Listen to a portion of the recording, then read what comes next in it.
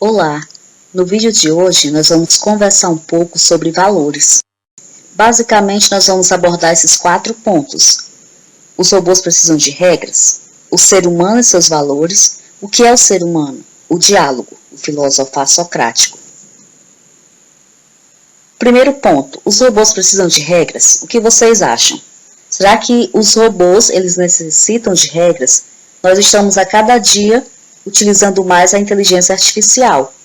Será que precisa regra para eles? Seria necessário que os robôs tivessem regras? Nós deveríamos usar em todas as atividades humanas? No livro Eu, Robô, tem 3 leis da robótica, 3 leis estabelecidas para os robôs. A primeira diz: um robô não pode causar mal a um ser humano, ou por omissão permitir que um ser humano sofra algum mal. Lei 2. Um robô deve obedecer às ordens dadas por um ser humano, a menos que essas ordens entrem em conflito com a primeira lei. Um robô deve proteger a própria existência, desde que essa proteção não entre em conflito com a primeira e a segunda lei. Essas leis são as leis que estão lá no livro Eu, Robô, um livro de ficção, que também fazem parte aí do filme Blade Runner, que você pode depois aí assistir, e coloca justamente essa situação em que robôs, inteligências artificiais, estariam entre os seres humanos, e para essa convivência necessitaria de regra, para que o ser humano ele não fosse prejudicado. Mas nós já estamos utilizando robôs em algumas atividades, inteligência artificial. Será que em todas as atividades nós deveríamos usá-los? Quais seriam os prós, quais seriam os contras? Porque, se a gente for pensar do ponto de vista dos empregos, talvez muitas pessoas fossem ficar desempregadas. Se a gente for pensar do ponto de vista já da facilidade nas nossas atividades, ia melhorar, ia facilitar muita coisa, mas também a gente poderia ficar com muito tempo ocioso, o que poderia prejudicar. Poderíamos usar robôs na área militar? Já imaginou nós utilizando robôs numa guerra? Será que isso seria benéfico para os seres humanos? E já existe até acordo entre os países da não utilização de robôs como na área militar, justamente pensando nessas consequências. Mas por que nós estamos conversando sobre isso, trazendo esse assunto aqui? Não sei se vocês observaram, mas a primeira lei já mostra o quê? Que a vida humana deve ser valorizada, respeitada. O robô ele deve respeitar a vida humana. E aqui nós vamos para o humano e seus valores. E tudo isso está ligado à ideia de vida boa. Ou seja, que é um problema ético. Todos nós queremos uma vida boa, uma vida feliz, viver bem. Mas aí vem as questões: o que é o bem?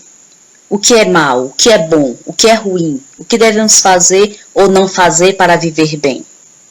E todas essas questões elas estão dentro dessa palavrinha central, ética. O que é ética?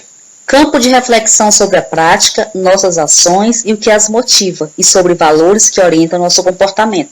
Então, quando você pensa em ética, você pensa em princípios que orientam a tua forma de viver. Do outro lado, nós temos o que é moral. E moral não é o mesmo que ética. Moral é o conjunto de regras, normas de uma sociedade, de um grupo. A moral me diz exatamente como eu devo agir. Exige que eu cumpra daquele modo. A ética não. Ela me faz refletir, inclusive, sobre a própria moral. Se algo deve ser posto em prática ou não. Então, existe tal regra. Será que essa regra deve mesmo ser cumprida? Quais são os princípios que estão na base dessa regra? E aqui embaixo nós temos a palavra valores, a interrogação. O que são valores? Em filosofia a gente entende que valor é o grau de importância de algo, de uma ação.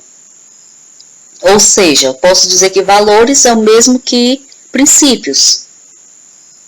né? O quanto de importância que eu dou para determinada atitude, para determinado comportamento, para determinada coisa na minha vida.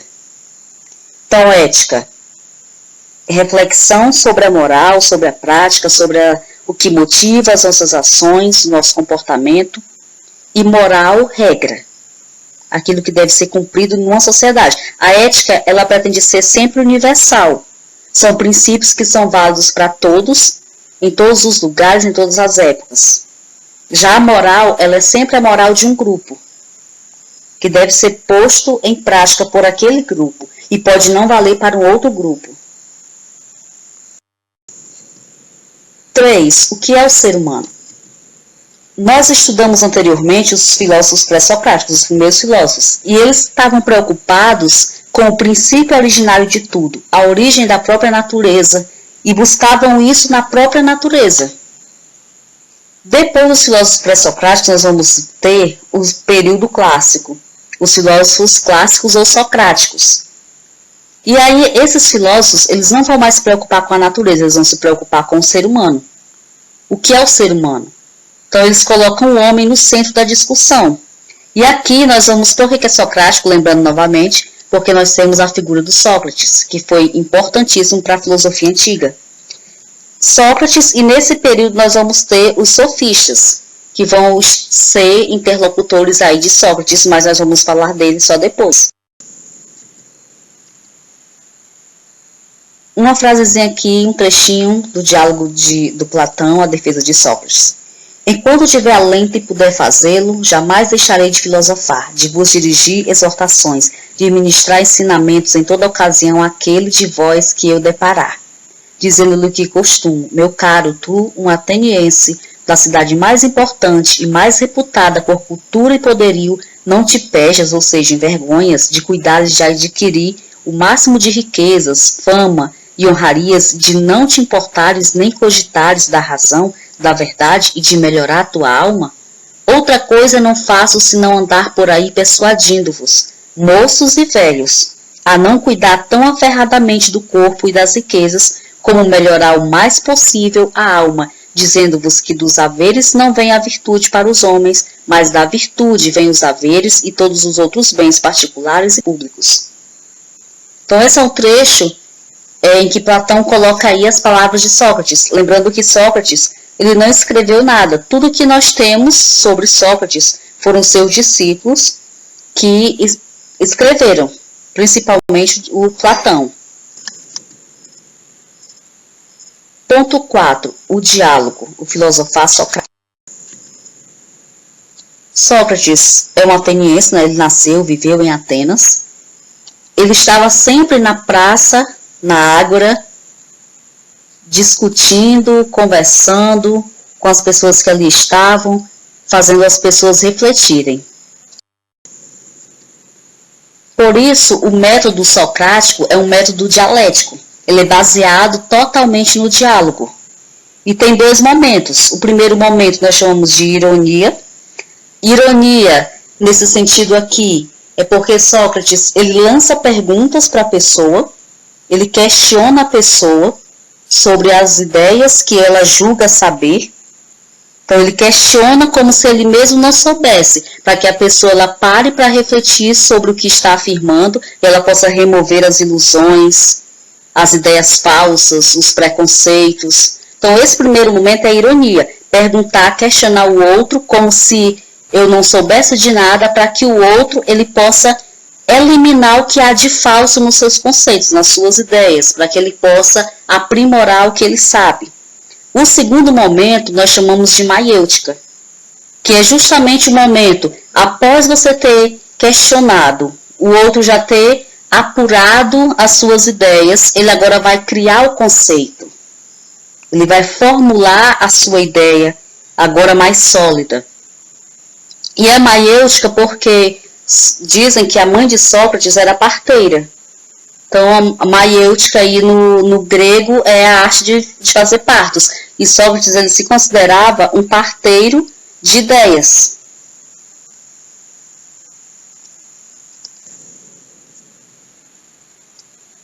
O Sócrates, ele vai ter uma ética racionalista. Por quê? Para Sócrates, a gente só pode praticar aquilo que a gente conhece. Então, para praticar uma virtude, é preciso conhecê-la. Para eu praticar a bondade, para eu agir de uma forma boa, eu preciso conhecer o que é a bondade. Para eu agir com justiça, eu preciso saber o que é a justiça. Então, para ele, basta que a pessoa ela saiba o que é a virtude para que ela possa colocá-la na prática. Por isso que a gente chama de racionalista, baseado aí na razão, no conhecimento, no raciocínio. O conhecimento é a base da moralidade, ou seja, para agir bem é preciso conhecer. Virtuoso seria aquele que se dedicasse ao aprimoramento da alma ou da consciência, buscando conhecer a verdade através da atividade racional, o que também implica no autoconhecimento. Então, Sócrates vai nos dizer, olha, para a gente praticar a virtude, a gente precisa primeiro de tudo conhecer. É por isso que ele tanto interrogava as pessoas, para que as pessoas elas pudessem conhecer realmente as coisas das quais elas falavam. E elas pudessem então colocar isso em prática. Então, não basta só pensar, falar sobre bondade, mas eu tenho que saber exatamente o que é a bondade. Por quê? Porque eu preciso colocar a bondade em prática.